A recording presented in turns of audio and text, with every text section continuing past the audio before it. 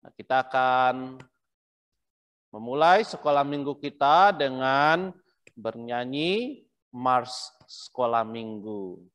Oke, Lausa.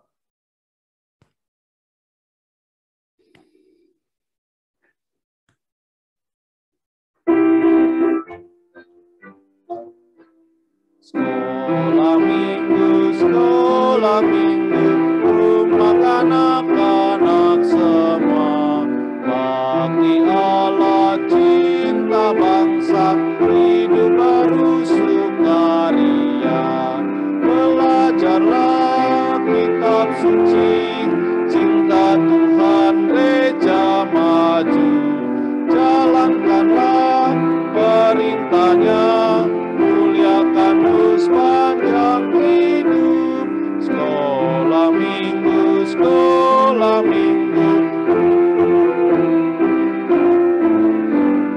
cari jiwa maju terus, berserah jadi tentara Kristus.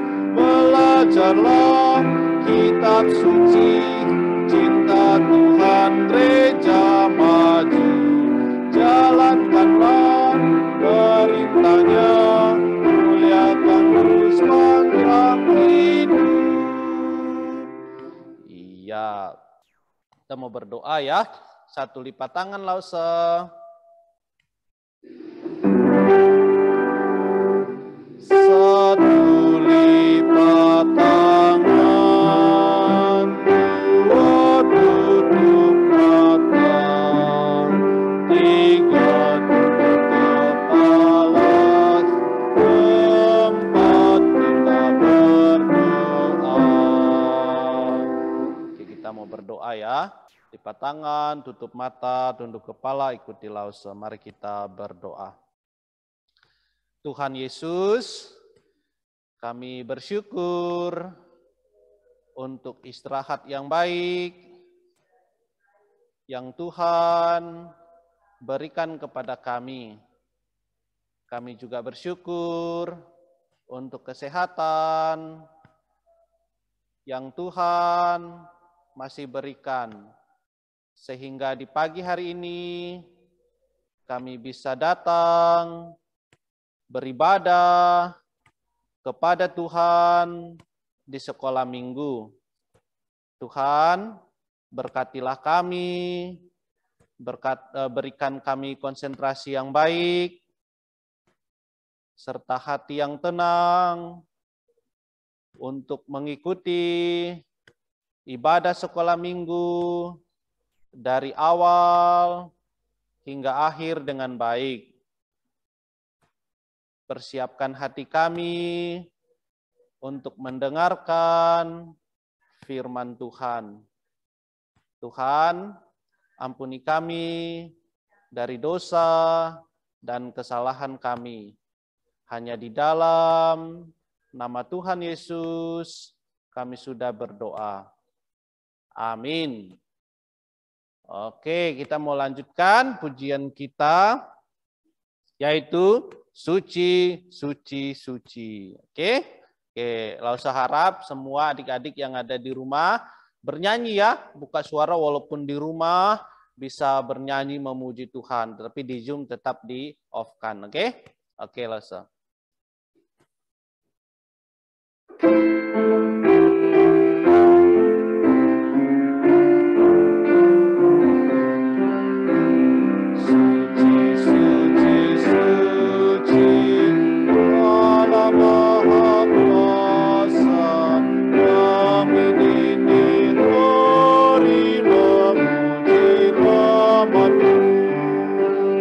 Suci, suci, Allah Maha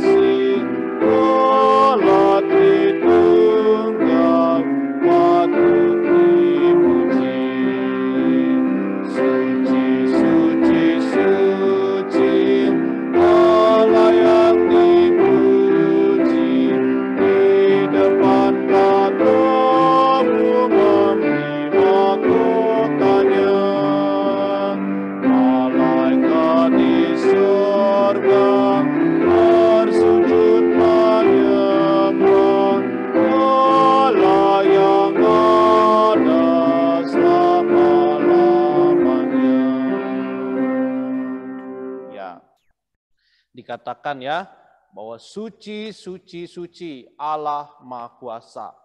Nah, sungguh Allah yang kita sembah, yang kita kenal, yang kita percaya adalah Allah yang suci. Artinya kudus ya, tidak berdosa. Dan dia juga adalah Allah yang Maha Kasih. Allah yang patut kita puji. Ya, jadi kita anak-anak Tuhan yang telah diselamatkan, yang telah ditebus dari dosa-dosa kita, kita patut memuji Tuhan. Karena dialah yang layak untuk menerima pujian dan hormat dan kemuliaan dari kita. Ya, jadi jangan malu-malu untuk memuji Tuhan ya. Ketika kita datang beribadah ke sekolah minggu, buka suaranya. Nah, rasa percaya kalian punya suara yang bagus ya, kita memuji Tuhan bersama-sama. Oke, nah kita akan lanjutkan pujian kita. Judulnya Hatiku. Oke, Lasa.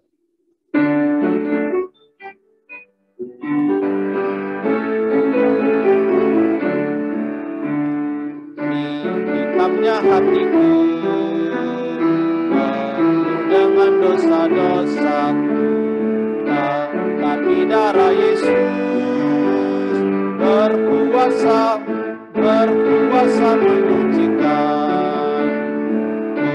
Putihnya hatiku setelah ku terima Yesus, Dia hapuskan dosaku, menolongku untuk bertumbuh, hingga nanti ku masuk surga, tinggal dalam kemuliaan-Nya.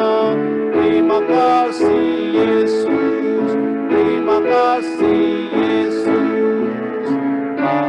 Bahagia hatiku setelah ku terima Yesus. Tidaklah berkuasa karena Yesus telah menang.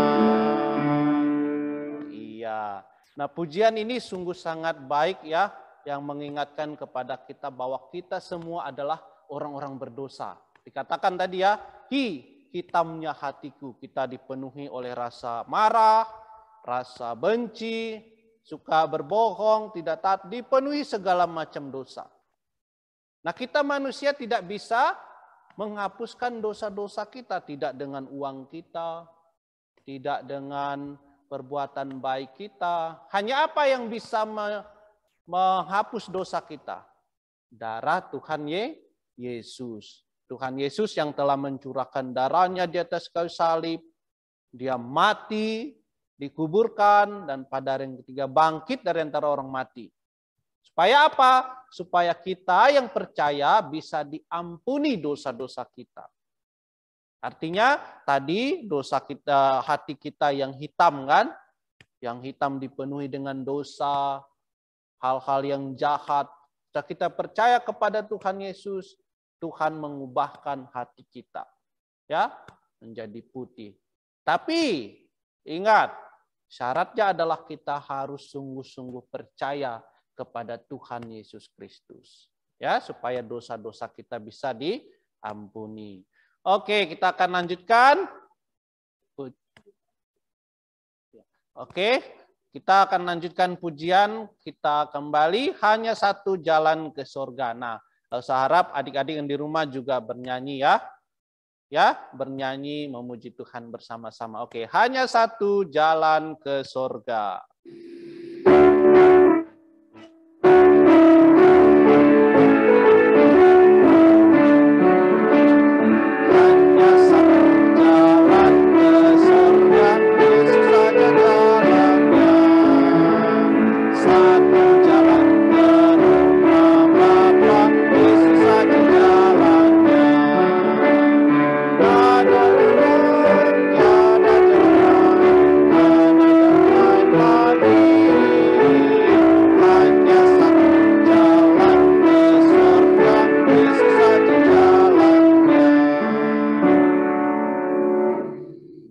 Pujian ini juga mengajarkan kepada kita bahwa hanya ada satu jalan menuju ke surga, yaitu hanya melalui Tuhan Yesus Kristus.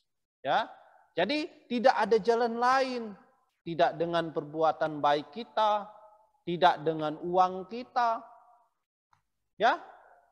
Hanya satu jalan menuju ke surga, yaitu melalui percaya kepada Tuhan Yesus. Ya, Dia yang telah mati bagi kita.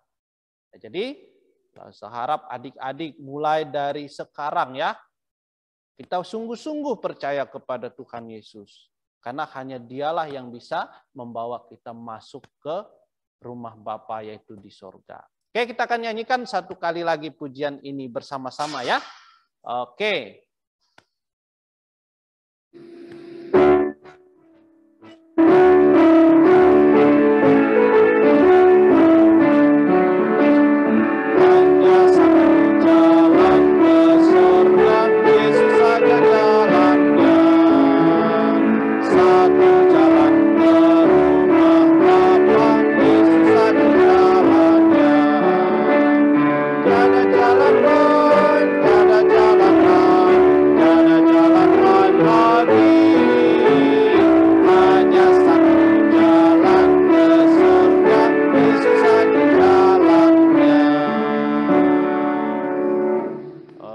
Kita akan lanjutkan pujian kita kembali sambil membawa persembahan kita ya.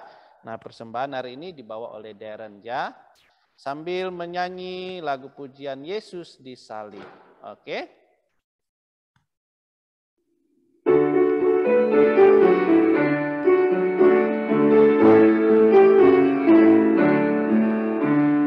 Yesus disalib karena cinta saya, cinta saya.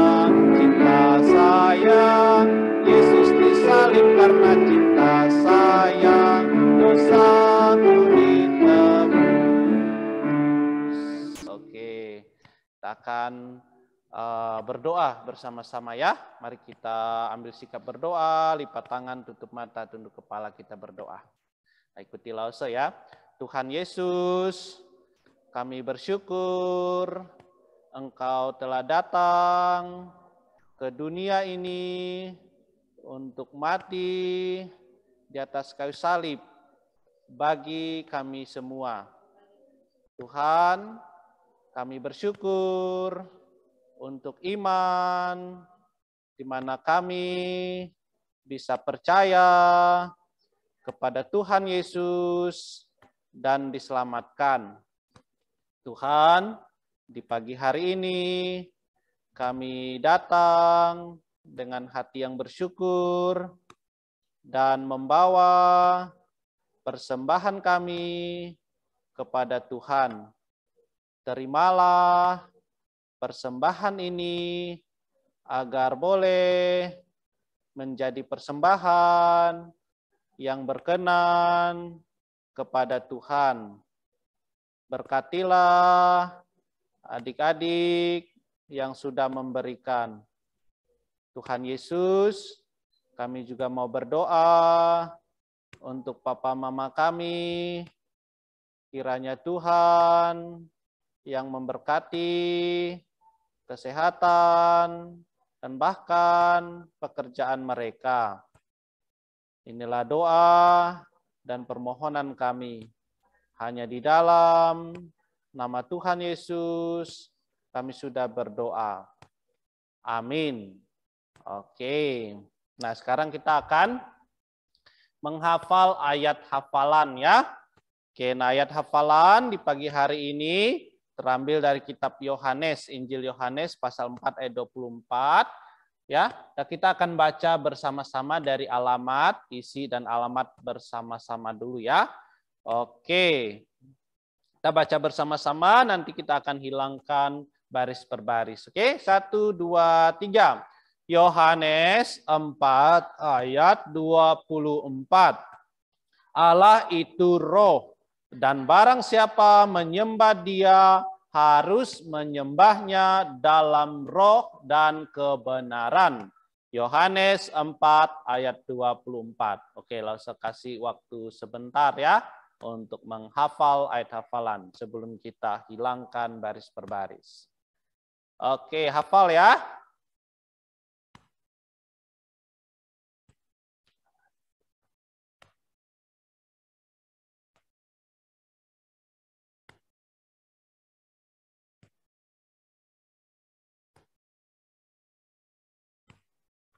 Oke, sudah ya. Kita akan baca sekali lagi bersama-sama. 1, 2, 3. Yohanes 4 ayat 24.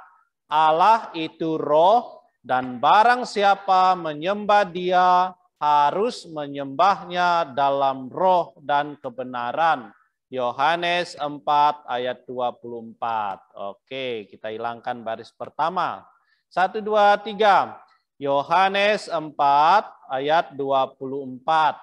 Allah itu roh, dan barang siapa menyembah Dia harus menyembahnya dalam roh dan kebenaran.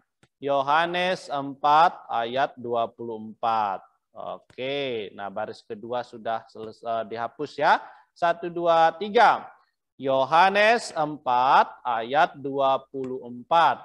Allah itu roh, dan barang siapa menyembah Dia harus menyembahnya dalam roh dan kebenaran. Yohanes 4 ayat 24. Oke. Nah, baris ketiga sudah dihapus juga ya.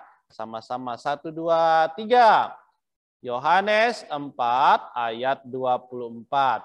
Allah itu roh, dan barang siapa menyembah Dia harus menyembahnya dalam roh dan kebenaran. Yohanes 4 ayat 24. Oke, nah semua isinya sudah dihapus. Oke, 1, 2, 3. Yohanes 4 ayat 24. Allah itu roh, dan barang siapa menyembah Dia harus menyembahnya dalam roh dan kebenaran. Yohanes 4 ayat 24. Oke, nah semua alamat, isi, dan sudah kita hapus ya. Kita hafal bersama-sama. 1, 2, 3. Yohanes 4 ayat 24. Allah itu roh, dan barang siapa menyembah Dia harus menyembahnya dalam roh dan kebenaran. Yohanes 4 ayat 24. Nah, adik-adik kalau semua tekankan ya, ini harus dihafal, diingat ya. Jangan setelah ini dilupakan ya. Kayak minggu lalu lah sebuat kuis ya, kuis Alkitab. Pelajaran di minggu kemarin pagi. Udah lupa semua, nggak ada yang tahu. Ya, kalau saya harap setiap sekolah minggu kalian harus ingat ayat hafalan maupun pelajarannya, penting untuk kita. Oke? Sekarang kita akan mau lihat beberapa pengumuman. Nah, yang pertama, ibadah sekolah minggu secara tatap muka sudah dimulai dan tetap diadakan via Zoom jam 8 sampai jam 9. Nah, saat teduh anak sekolah minggu via Zoom diadakan setiap malam. Kelas TK sampai SD 3 jam 8 sampai jam 8.20. Kelas SD 4 sampai remaja jam 8.30 sampai jam 9 malam. Nah, mari semua ikut bersaat teduh bersama. Dan bisa juga ajak teman ya. Atau bisa kasih tahu teman, oh kami ada saat teduh setiap malam. Bisa kirim linknya ya. Linknya supaya lebih banyak lagi yang bisa belajar firman Tuhan dan bersaat teduh bersama-sama. Yang ketiga, program sekolah minggu, yaitu games berhadiah, diadakan siang ini via Zoom jam 3 sampai jam 3.30 sore. Nah, semua anak-anak diundang untuk ikut dan bisa juga mengajak teman-teman untuk ikut ya. Nah, sampai di sini puji-pujian kita. Sekarang kita mau mendengarkan cerita firman Tuhan yang akan disampaikan oleh Lause Rukiah ya.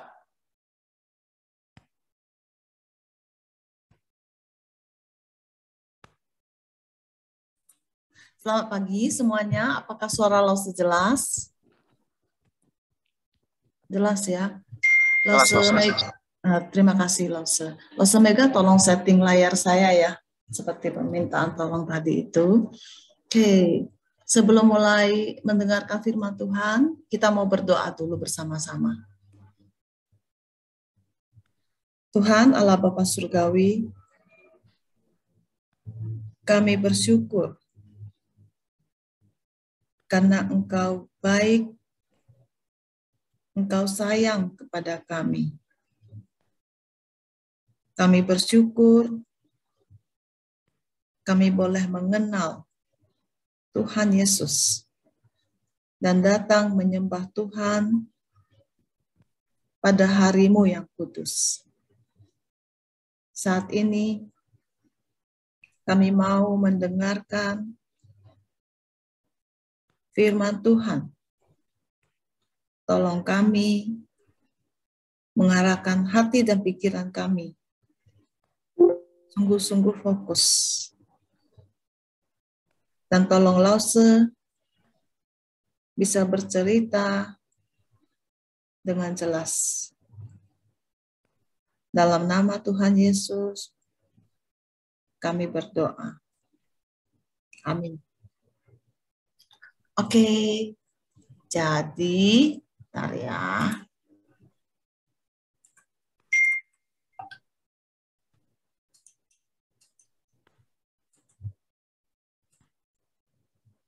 Oke. Nah, pelajaran kita hari ini, mari kita baca judulnya bersama-sama. 1, 2, ya. Kita menyembah Allah yang kudus. Ya, jadi beberapa kata kunci di sini. Menyembah dan Allah yang kudus. Oke. Nah, ini diambil dari Ibrani 9 ayat 1 sampai 14, Keluaran 25 ayat 8 sampai 9, dan Keluaran 35 sampai 40. Itu adalah detail pembangunan kemah suci. Ya.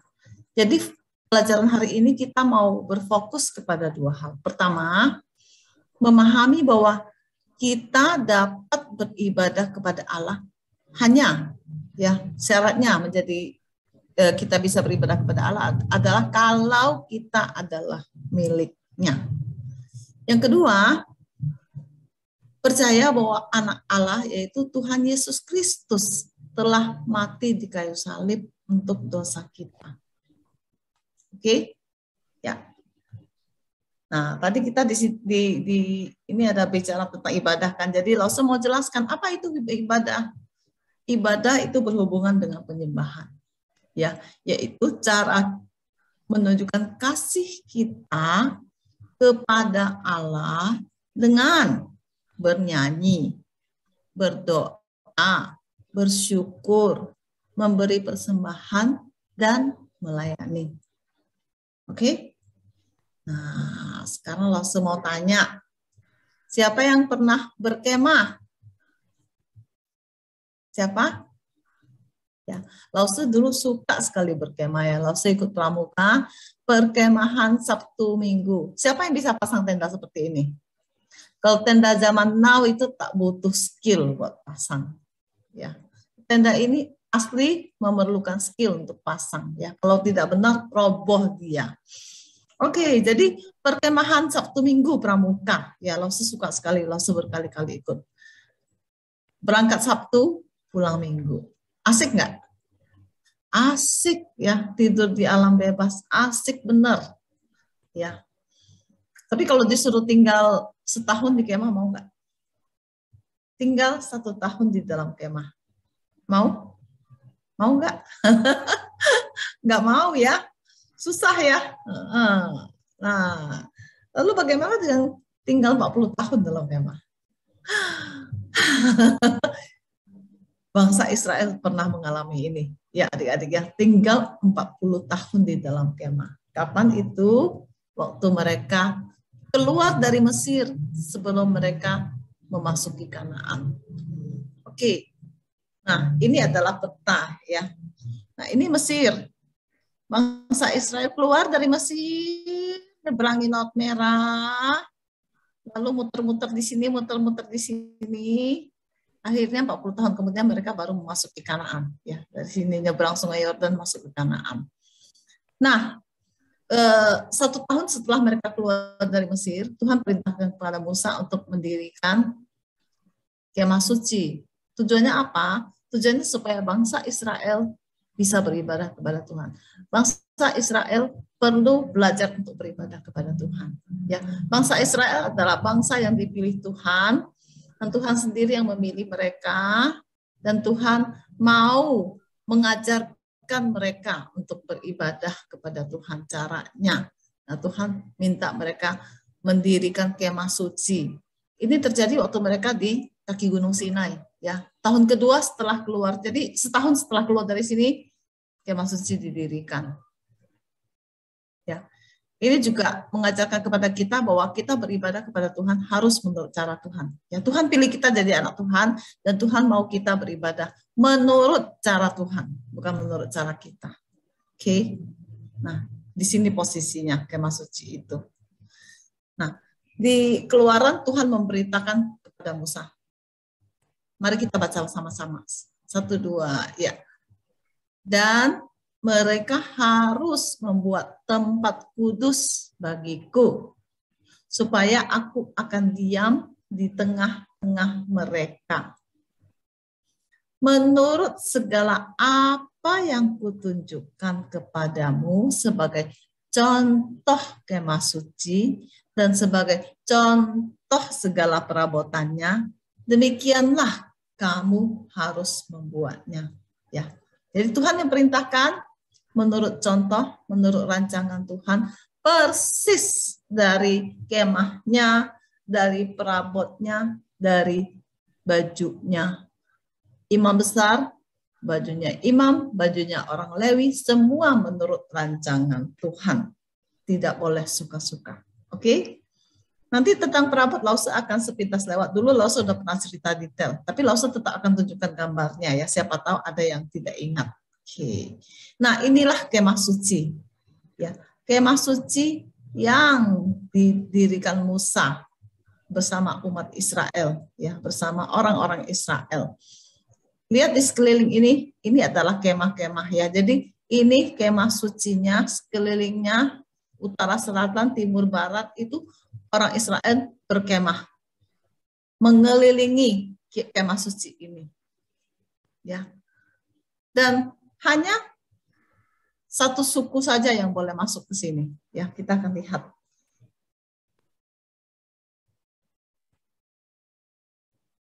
Oh, sebelum kita masuk ke situ, Lause mau kasih tahu bahwa kemah suci ini didirikan 1 tahun setelah mereka keluar dari Mesir.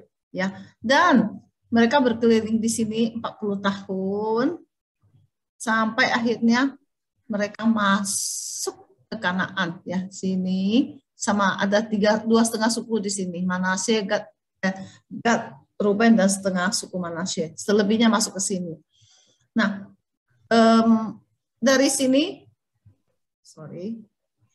sini kemah suci sampai akhirnya mereka punya kemah bait suci di sini itu sekitar 355 tahun.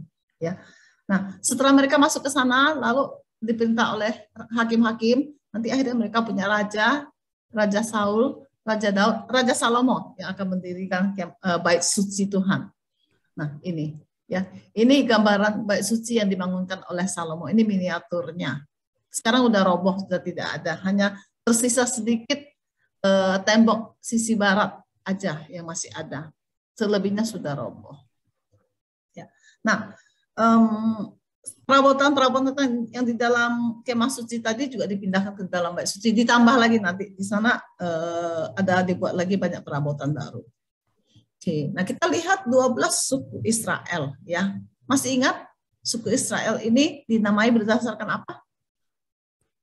Berdasarkan nama anak-anak Yakub ya, anak-anak Israel. Oke, mari kita lihat. Mari kita baca sama-sama. Nama kedua suku ini. 1, 2 ya. Ruben, Simeon, Lewi, Yehuda, dan Naftali, Gad, Asher, Isakar, Zebulon, Yusuf. Nah, Yusuf punya 2 anak, Manasye dan Efraim. Dan yang terakhir adalah Benyamin. Ya. Nah, 12 suku Israel itu dinamai berdasarkan 12 nama anak-anak dari Yakub ya. Namun kalau pembagian tanah itu suku Lewi tidak dapat dan anak Yusuf dapat 2 bagian, Manasye dan Efraim. Oke. Nah, sekarang kita mau lihat satu suku yang khusus ini, namanya suku Lewi. Semua laki-laki dewasanya suku Lewi itu menjadi pelayan di kemah suci. Ya, mereka melayani di kemah suci, di pelataran kemah suci. Pelataran kemah suci itu kita lihat ya, ini sekeliling ada pagarnya, lalu ada mesbah korban bakaran, ada bejana pembasuhan. Nah, ini semua urusannya orang Lewi. Ya, bangsa Israel tadi kita udah tahu ya, berkelana di padang gurun kan 40 tahun. Nah, setiap kali Tuhan bilang, yuk berangkat. Setiap kali mereka dipimpin oleh tiang awan dan tiang api ya. Jadi setiap kali kalau tiang awan atau tiang api itu naik, artinya mereka harus berangkat. Maka mereka harus bongkar semua kemah-kemah mereka ini loh, termasuk kemah sucinya Tuhan itu. Dan berangkat. Maka pelataran ini urusannya orang Lewi. Nanti kalau Tuhan bilang, Tuhan turunkan tiang awan atau tiang api, berarti stop, mereka berkemah lagi, pasang lagi tendanya, stay lagi. Terserah Tuhan, kapan berangkat, kapan berhenti, kemana mau jalan, itu semuanya Tuhan yang pimpin. Oke.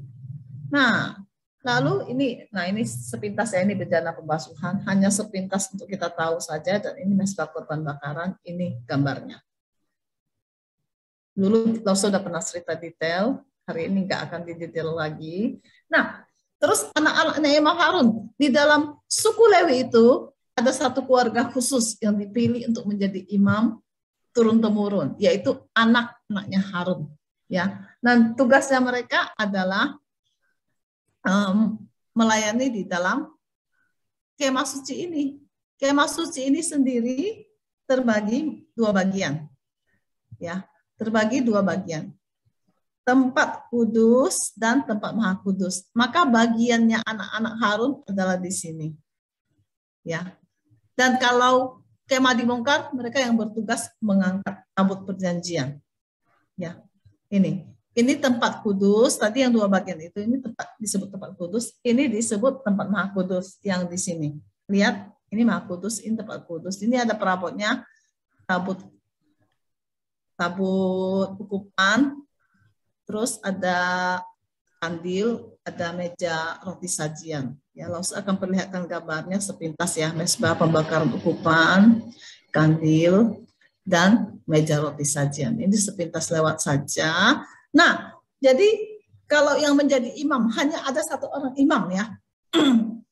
Setiap kali hanya ada 1 orang imam, dan imam besar maksudnya. Dan kalau imam besar ini meninggal, baru dipilih lagi seorang imam besar yang baru. Jadi setiap kali hanya ada 1 orang imam besar saja. Nah, di masanya mereka keluar dari Mesir, yang menjadi imam besar itu Harun, ya, abangnya Musa ditunjuk menjadi imam besar. Nah, imam besar inilah yang melayani di tempat maha kudus. Di tempat maha kudus dengan tempat kudus ini dibatasi oleh satu tabir yang sangat tebal, sangat berat. Ya, kita lihat gambar 3 dimensinya seperti ini. Jadi ini ruang kudus, ruang maha kudus ya. Dan inilah tabirnya yang sangat berat itu.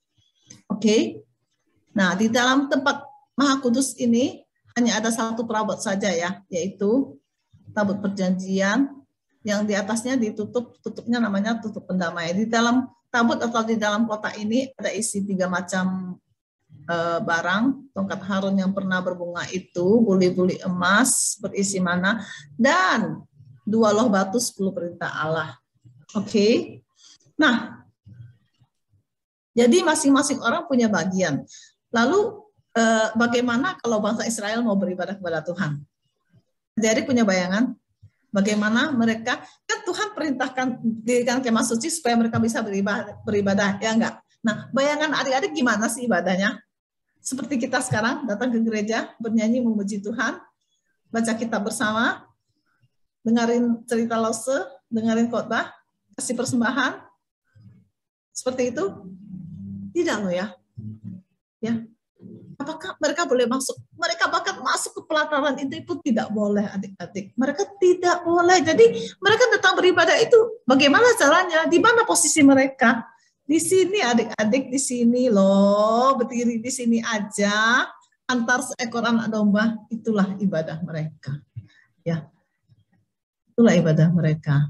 Jadi apakah mereka boleh masuk ke, jangankan ke tempat kudus, tadi pelataran saja nggak boleh ya, pelataran urusan orang Lewi. Tempat kudus urusan siapa tadi Rasul sudah sebut? Urusan siapa? Anak-anak Harun. Apalagi Maha Kudus sudah jelas tidak boleh. Ya, tempat Maha Kudus itu hanya tempat Maha Kudus ini loh, ini yang di belakang sini yang berisi satu tabut perjanjian tadi itu, hanya imam besar yang boleh masuk. Dan imam besar ini apakah boleh sering-sering masuk? Tidak loh ya. Setahun hanya sekali saja dia boleh masuk. Dan sebelum masuk pun dia harus mempersembahkan korban untuk dirinya sendiri. Ya, mengapa? Ada yang tahu mengapa? Ada yang tahu kenapa imam besar sebelum masuk ke dalam ruang Maha Kudus yang hanya satu kali setahun dia boleh masuk, dia harus persembahkan korban? Ada yang tahu kenapa? Karena imam besar juga orang berdosa dan dia perlu menyucikan dosanya sendiri dulu loh sebelum dia masuk. Ya, itu sebabnya. Oke.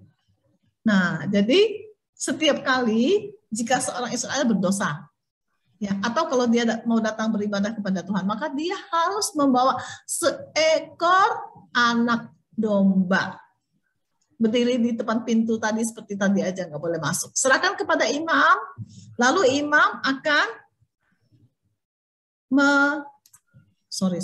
lalu imam akan menyembelih, ya, menyembelih. Sebelum menyembelih, imam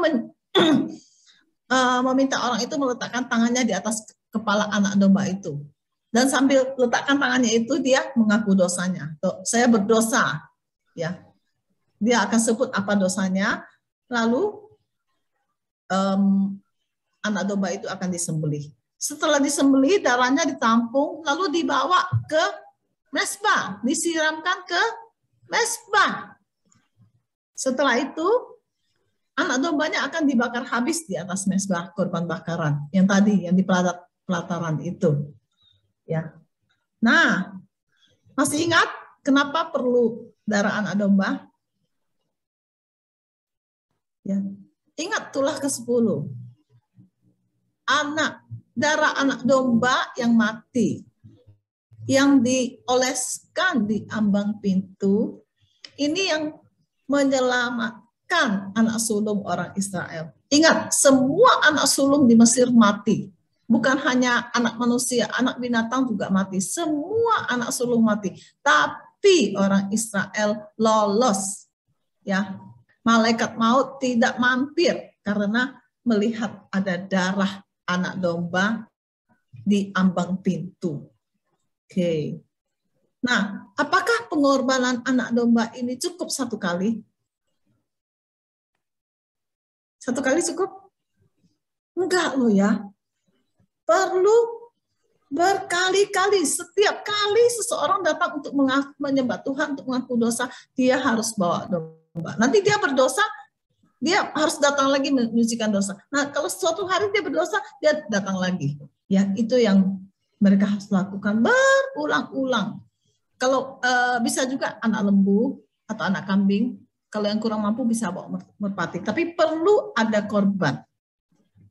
Ya, dan anak domba yang ini yang dipersembahkan setiap kali kita berdosa ini merupakan apa? Merupakan gambaran, ya, dari anak domba Allah yang akan datang nantinya. Siapakah dia? Siapakah dia? Dia adalah Tuhan Yesus Kristus. Oke. Nah, ini seolah mengatakan waktu mereka mau sembelih taruh tangan itu seolah mengatakan anak domba, kau harus menggantikan aku menerima hukuman yang sebenarnya layak aku terima karena aku telah melanggar hukum Allah. Ya. Aku tidak bisa menghadap Tuhan jika dosa-dosaku tidak ditutupi. Ya, kemudian anak domba itu disembelih. Itu maksudnya, ya, pengorbanan itu maksudnya. Nah, lewat penyembelihan anak domba Allah ini, lewat pencurahan darah anak domba ini, apa yang sedang Allah ajarkan? Allah mau memberitahukan kita bahwa orang Israel, Allah mengajarkan, mendidik orang Israel pada zaman itu bahwa orang Israel adalah orang berdosa. Mereka itu berdosa. Dan bahwa Allah itu kudus. Dan karena itu manusia yang berdosa terpisah dari Allah. Manusia yang berdosa tidak bisa datang kepada Allah. Supaya bisa datang kepada Allah, mereka harus disucikan, harus dikuduskan dengan darah anak domba. Oke? Nah, sedangkan Allah itu kudus. Ya, Allah itu kudus. Apa sih maksudnya Allah itu kudus? Itu artinya Allah itu murni, tidak bercela, sempurna dalam keadilan dan kebenaran. Itu adalah Allah kita yang kudus. Bagaimana dengan saya? Saya itu, mari kita baca sama-sama. Saya tidak murni. Saya bercela. Saya tidak sempurna dalam keadilan dan kebenaran. Saya semua kekurangan ada di situ. Dengan kata lain, baca sama-sama dengan suara yang keras. 1, 2, ya. Saya orang berdosa. Ulang sekali lagi. Saya orang berdosa. Saya orang berdosa. Saya orang berdosa. Apa kata kitab tentang orang berdosa? Kemana orang berdosa harus pergi, adik-adik? Kemana? Upah dosa ialah maut selama-lamanya dalam api neraka. Mengerikan. Orang yang nggak percaya Tuhan itu nasib akhirnya menakutkan. Kasian. Lause takut mati sebelum Lause percaya Tuhan. Sekarang Lause nggak takut mati. Dulu takut mati, tak ngerti. Sekarang ngerti. Kalau saya dulunya tidak percaya, saya ke neraka. Sekarang kalau saya tidak takut mati lagi, karena kalau saya mati, saya ke surga. Ya adik-adik. Puji Tuhan. Saya tidak harus ke neraka. Puji Tuhan untuk Tuhan Yesus yang sudah mau menderita di atas kayu salib untuk saya. Tuhan Yesus yang adalah anak Allah yang maha tinggi, lahir jadi manusia, dia hidup di dunia ini tidak melakukan satu pun dosa. Tidak ada dosa yang dia lakukan. Dia tidak berdosa. Dia kudus, dia sempurna. Dia mati di kayu salib untuk saya, untuk adik-adik sekalian. Kenapa? Dia mencurahkan darahnya. Kenapa? Kenapa? Untuk menjadi penebus.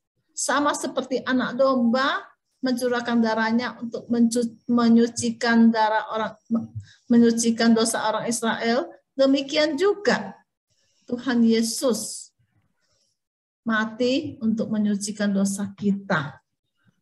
Ya, Tuhan Yesus korban sejati, anak domba yang sejati, menggantikan dosa kamu dan dosa saya, dosa kita semua. Ya adik-adik, ketika Tuhan Yesus disalibkan di atas kayu salib, tabir bait suci yang memisahkan ruang kudus dan ruang maha kudus ini, tabir yang sangat berat ini terbelah dari atas sampai ke bawah. Ya. Apa maksudnya? Apa maksudnya? Maksudnya setelah Tuhan Yesus mati di kayu salib, kita bisa langsung datang menghadap Tuhan. Tidak perlu lagi lewat perantara, tidak perlu lagi korbankan domba. Langsung datang kepada Tuhan. Itu maksudnya. Ya. Ketika Yohanes Pembaptis melihat Tuhan Yesus, ya pertama kali melihat Tuhan Yesus, Yohanes Pembaptis ini sepupunya Tuhan Yesus, loh. Dia bilang apa yang dia katakan? Lihatlah anak domba Allah yang menghapus dosa dunia. Ya, memang anak domba ini dirancang, direncanakan Tuhan untuk menghapus dosa dunia. Anak domba di dalam perjanjian lama hanya untuk menjadi gambaran bagi kita. Karena sesungguhnya inilah anak domba sejati yang bisa menghapus dosa seluruh umat manusia di dunia dari zaman awal sampai akhir zaman, sampai selama-lamanya. Ya, Kristus datang sebagai imam besar. Dia sudah masuk satu kali kemana? Ke ruang Maha Kudus, itu maksudnya ya. Selama-lamanya dengan membawa darahnya sendiri. Ini menjelaskan tentang apa yang dilakukan imam besar di perjanjian lama. Kalau imam besar bawa darah domba, Tuhan Yesus masuk membawa darahnya sendiri. Karena Tuhan Yesus sudah mati untuk membayar harga atas dosa kita. Kita tidak perlu lagi mempersembahkan binatang, adik-adik. Ya, kita bisa langsung datang kepada Allah tanpa perantaraan seorang imam. Itu sebabnya sekarang kita kalau datang ke gereja, kita dengan hati yang senang masuk ke gereja, masuk ke pelataran, masuk ke gerbang, naik ke atas, duduk, bisa bernyanyi, bisa menyembah Tuhan. Langsung. Tidak perlu lagi ngumpet di sudut, di pelataran. Kalau gambarannya sekarang itu kalian berdiri di Huperetas, nggak boleh masuk. Ya. Tapi sekarang bisa masuk. Puji Tuhan. Dan kita lihat sepintas ya perbandingan perjanjian lama, perjanjian baru. Yang dipersembahkan kalau di perjanjian lama itu darah anak domba. Perjanjian baru apa yang dipersembahkan? Yakin kita sudah tahu jawabannya. Darah anak domba Allah, Tuhan Yesus sendiri. Di perjanjian lama kita harus dengan perantaraan imam. Tak bisa masuk sendiri.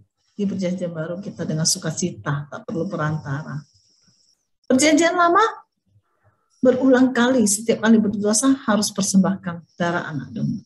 Perjanjian baru cukup satu kali Tuhan Yesus lakukan untuk selama-lamanya. Cukup untuk menghapus semua dosa yang dulu kita pernah lakukan. Yang mungkin kita lakukan hari ini dan mungkin akan kita lakukan di masa mendatang. Darah Tuhan Yesus yang tercurah satu kali itu cukup untuk menghapus semuanya itu. Tapi kita harus sungguh-sungguh menyesal. Kita harus sungguh-sungguh bertobat. Ya, jangan berpikir, saya sudah ditebus, saya bisa suka-suka berdosa. Oh, jangan coba main-main dengan Tuhan. Kalau kita berulang-ulang berdosa, melakukan dosa yang sama, tidak bertobat, tidak menyesal, tidak merasa sedih dengan dosa kita, oh, jangan-jangan kita tidak sungguh-sungguh percaya kepada Tuhan Yesus. Hati-hati. Kalau kita sungguh-sungguh percaya, pasti kita menyesal kalau berdosa. Pasti kita takut untuk berdosa. Kita takut karena kita tahu Tuhan tahu kalau kita berdosa. Ya, adik-adik. Oke, jadi bagaimana kita bisa menghadap Allah yang kudus sekarang ini? Bagaimana caranya? Dengan menjadi milik Tuhan. Ya, percaya dan menerima Tuhan Yesus sebagai juru selamat. Itu caranya. Ya.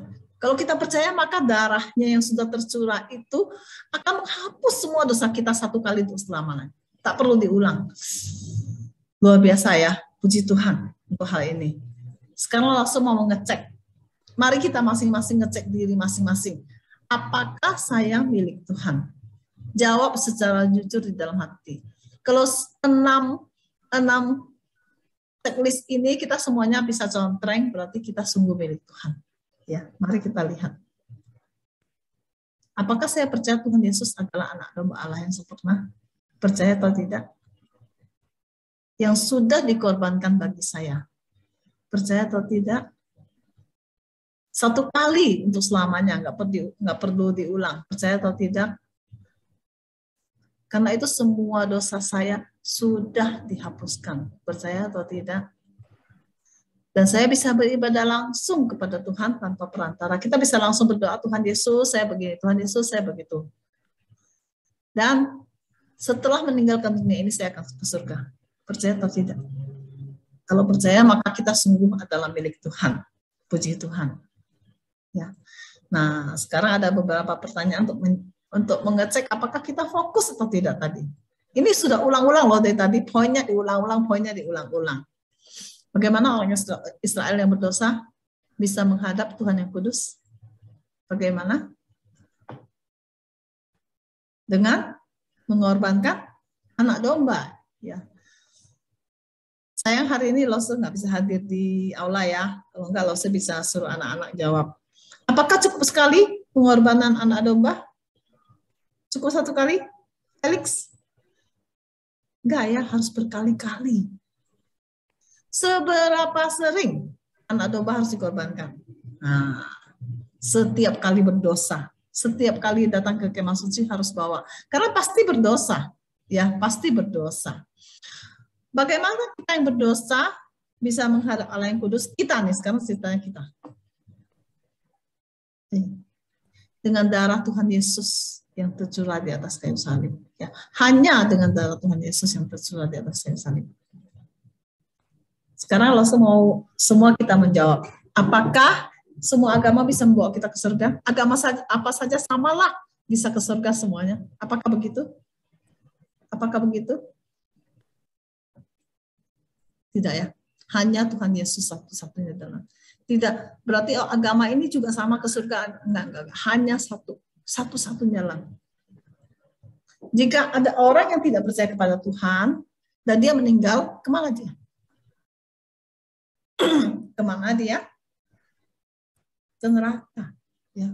Ini fakta yang menakutkan dan menyedihkan, tapi kita harus sadar inilah fakta. Oke. Jadi sekarang Lause mau nanya, apakah ada di antara kita yang belum percaya kepada Tuhan Yesus? Kita datang nih ke gereja nih, atau kita lagi join Zoom nih, tapi kita belum percaya Tuhan Yesus, ada? Ada atau enggak? Kalau ada, segeralah ambil keputusan saat ini juga. Saya mau percaya kepada Tuhan Yesus yang sudah mati menggantikan saya, mencurahkan darahnya untuk saya, sehingga semua dosa saya disucikan.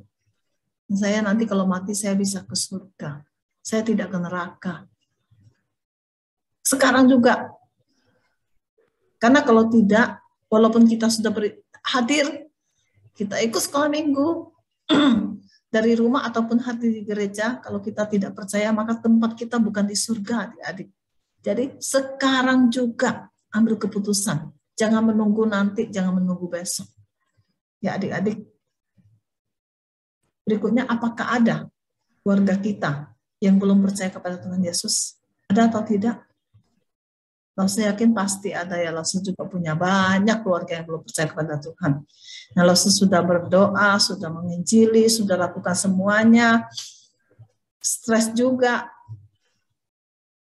dan mereka masih juga belum terima Tuhan. Nah, kita harus berusaha memberitakan Injil kepada keluarga kita, orang-orang yang kita sayangi, teman-teman kita yang belum percaya Tuhan. Kenapa? Karena kalau mereka nggak percaya Tuhan, nanti kita ke surga, mereka nggak ke surga. Kita akan berpisah selama-lamanya. Sangat menyedihkan bahwa di dunia ini kita keluarga, dia orang tua kita, dia saudara kita, dia adik kita, dia teman baik kita di sekolah, dia teman sebangku, teman main, tetangga, tapi nanti waktu di surga nggak ketemu lagi. Itu sangat menyedihkan. Maunya bersama di bumi, bersama di surga. Untuk itu kita harus berdoa, untuk itu kita harus berusaha. Ya adik-adik, mari kita berdoa. Tuhan Yesus, kami bersyukur untuk Tuhan Yesus yang mau datang dan mati di kayu salib, menggantikan semua dosa kami, sehingga kami bisa ke surga, tidak usah ke neraka. Terima kasih Tuhan. Tolong kami